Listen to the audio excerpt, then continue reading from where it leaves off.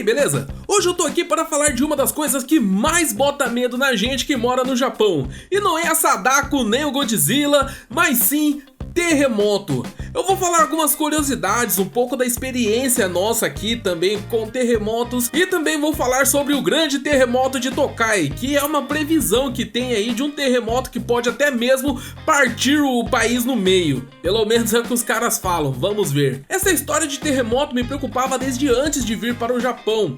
Todos os meus amigos, quando eu ficava sabendo que eu tava vindo, eles perguntavam: pô cara, mas você não tem medo de terremoto? E eu falava: tenho, claro que tenho. Eu acreditava que terremotos aqui aconteciam todo dia, toda hora, e até ficava me perguntando como é que eles deixam as coisas em cima das estantes, das prateleiras. Deve ser tudo amarrado para evitar cair quando treme tudo lá. Era mais ou menos assim que eu achava que era o Japão antes de vir pra cá. Mas apesar de ter medo e ficar um pouco preocupado às vezes, porque sempre mostrava nos jornais notícia lá, deu terremoto de não sei quantos pontos lá no Japão, eu já ficava assim, né, que caramba, eu tô indo pra lá. A minha mulher, que já tinha bastante tempo de Japão antes da gente casar, sempre me contava algumas histórias, principalmente do terremoto de Kobe de 1995, e ela tava aqui no Japão quando rolou este terremoto. Ela não estava em Kobe, mas estava perto, ela estava em Nara, e realmente esse daí foi um dos terremotos mais devastadores que teve aqui no país nas últimas décadas. Ela conta que fazia pouco tempo que tinha chegado do Brasil e tinha dado aquele baita terremoto, que fez um barulho enorme por causa das vibrações na janela, nas paredes do prédio, nas coisas que estavam balançando, e todo mundo do prédio começou a correr pra fora, menos uma amiga dela que tinha acabado de comprar um som e tava abraçada com o som lá no quarto. Mas tirando a amiga dela, que tava mais preocupada com o aparelho de som do que com a própria vida, teve um monte de brasileiro que ficou desesperado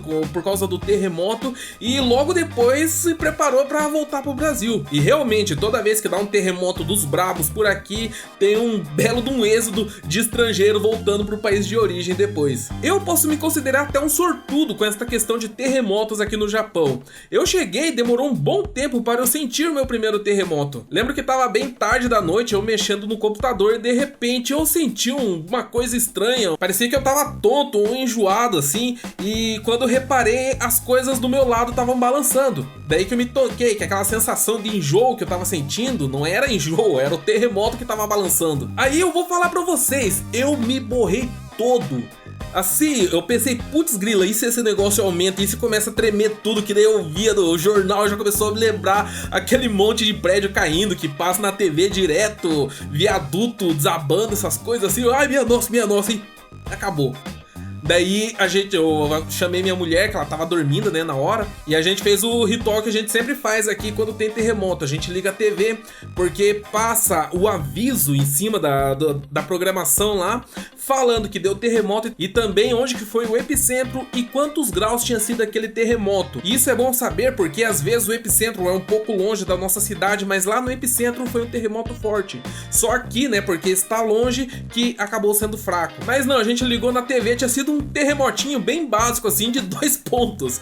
Então, tipo, o primeiro terremoto eu já me borrei todo com pouca coisa. E realmente, esses terremotinhos leves dá direto por aqui e a gente se acostuma até. Tipo, quando só dá esse soquinho assim, de leve, eu já nem me preocupo tanto, né? Pelo menos se acaba rápido, né? Porque tem a lenda aí, não sei se é verdade, que um terremoto fraco, se dura muito tempo, pode acabar despertando um terremoto mais forte. Então se demora mais, começa a ficar preocupado também. Terremoto forte mesmo, eu nunca senti aqui durante todo esse tempo que eu tô morando. Essa região que eu tô, felizmente, todo esse tempo não teve nenhum terremoto muito forte. O que falam é que o terremoto vai subindo de nível, vamos dizer assim, até que este incômodo só que a gente sente, essa balançada que a gente sente, começa a realmente derrubar as coisas que a gente tem por perto. Em alguns níveis pra cima, a gente não consegue nem andar direito, a gente tem que engatinhar, por exemplo, se tiver que sair de casa. E o terremoto pode chegar tão forte que a gente não consegue nem ficar de pé, a gente não consegue nem andar,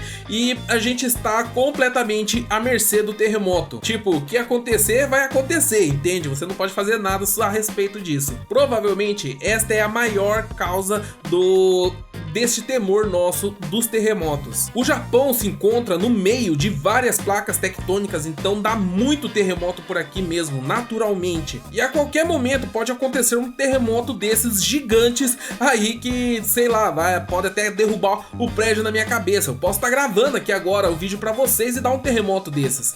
Entende? É realmente a qualquer momento que pode acontecer isso. Mas como que o Japão se prepara para o terremoto?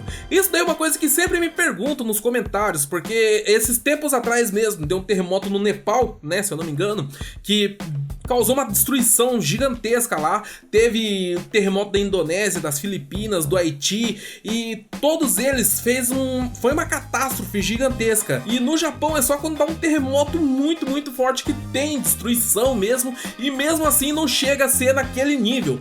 O que acontece então com o Japão? É bem simples, o Japão é um país que se prepara para terremoto, porque terremoto aqui acontece direto. A arquitetura das casas, dos edifícios e tudo mais é tudo planejado para resistir terremotos. Na verdade tem vários tipos de estruturas que fazem. Para casas, por exemplo, eles costumam usar vigas que não são pregadas, elas só são encaixadas, e no caso de ter algum terremoto, vai ter uma folga entre esses encaixes para a estrutura balançar. Prédios costumam usar molas embaixo dele ou chapas que fazem eles deslizar também para balançar no caso de ter terremoto. Então basicamente é isso, as estruturas do Japão, quando dá um terremoto, elas balançam. Entretanto, é aquela história, dá um terremoto, a casa aguenta, mas fez um rachadinho, deu mais um rachadinho lá, mas ela aguentou, e vai indo até uma vez que tá com muito rachado, a estrutura já tá comprometida, e aí o bagulho vai para baixo. Então sim, tem risco de destruição, de desabamento aqui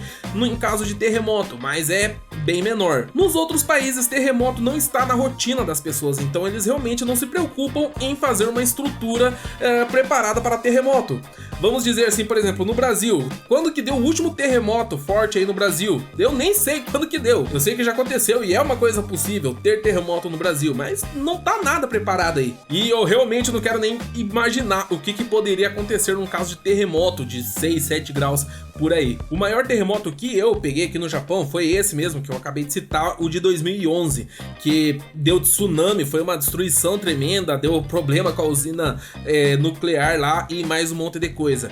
A gente aqui está bem na região central, esse terremoto foi mais ao norte do Japão, então a gente sentiu ele bem mais leve, só que ainda assim foi o maior terremoto que eu senti aqui, deu pra sentir balançando legal mesmo. Aquele dia a gente se borrou feio na fita. E quando acabou o terremoto, a gente ligou a TV, deu alerta de tsunami e, cara, foi muito estranho aquilo, porque deu alerta de tsunami, daí a gente pensou, pô, é zoeira isso, só pode, né? E daqui a pouco começou a mostrar os navios lá que estavam, os barquinhos pesqueiros, né, que estavam na praia lá, sendo arrastado pela onda e a água chegando, subindo na cidade, aquilo tudo passando na TV ao vivo e tipo... quando a gente tava no Brasil, a gente sempre acontecia esses desastres em algum canto do mundo e a gente pensava, pô, tá acontecendo lá, tá acontecendo... tipo, era muito longe da realidade nossa. Mas dessa vez eu tava aqui no Japão e era uma coisa assim que, tipo, se eu pegasse um trem, eu podia chegar nesse lugar que tava acontecendo essa desgraça em 1, 2 horas. Tipo, tava do meu lado, tava super perto. E a sensação de saber que esse tipo de coisa realmente acontece, não é uma coisa que acontece só nos noticiários da TV, é realmente assustador. Então, ou até mesmo mais assustador que isso, são as histórias sobre terremotos que a gente ouve por aqui. Principalmente as sobre o tal do Tokai Jishin. Jishin é terremoto em japonês e Tokai é a região central do Japão. Esses terremotos que acontecem por aqui são causados pela movimentação das placas tectônicas e aquelas coisas que a gente já viu nas aulas de geografia, pelo menos para quem não dormiu nas aulas de geografia. Porém, aqui no Japão tem alguns terremotos que são causados por conta de uma falha que tem entre essas placas, que uma vai entrando embaixo da outra e a que tá em cima vai se curvando até que ela faz isso aqui, ó. Puim! E nesse puim dela aí, dá um terremoto gigantesco por aqui. Esses terremotos acontecem no intervalo de 100 a 150 anos mais ou menos, e são 3 deles nos 3 pontos do Japão, né? Na região norte, na região sul e na região central. A da região norte e da região sul já aconteceu nesses últimos tempos. Agora, o da região central não, ele tá super atrasado e ninguém sabe por quê. Então tem esta previsão do grande terremoto de Tokai, ou seja, o terremoto da região central aqui do Japão. E realmente é um terremoto assim sazonal, acontece de tempo em tempo. E a previsão dos especialistas é que nos próximos 30 anos ele tem 87% de chance de acontecer.